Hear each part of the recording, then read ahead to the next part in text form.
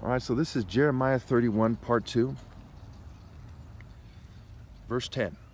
Hear the word of the Lord, you nations, proclaim it in distant coastlands. He who scattered Israel will gather them and will watch over his flock like a shepherd.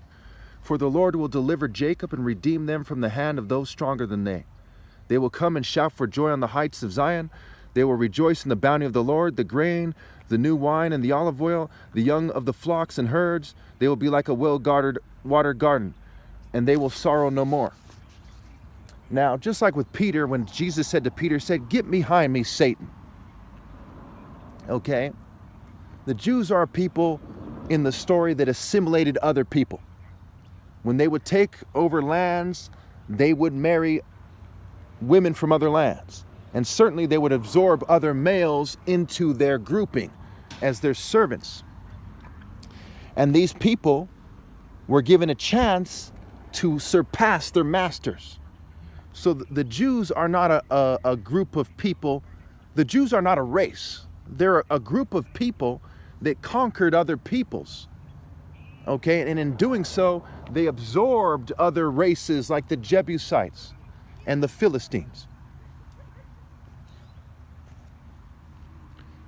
The idea of a people that's loyal to God is a people that's righteous, that's mature, that's obedient to God, that has heart.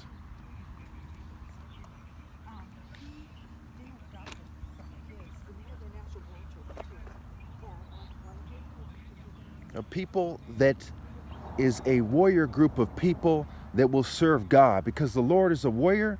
It says in Psalm 50, the Lord is a God of justice.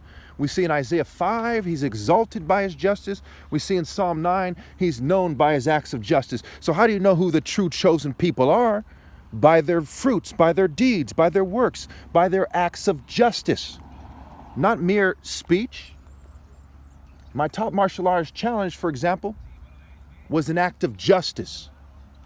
It wasn't just me saying something.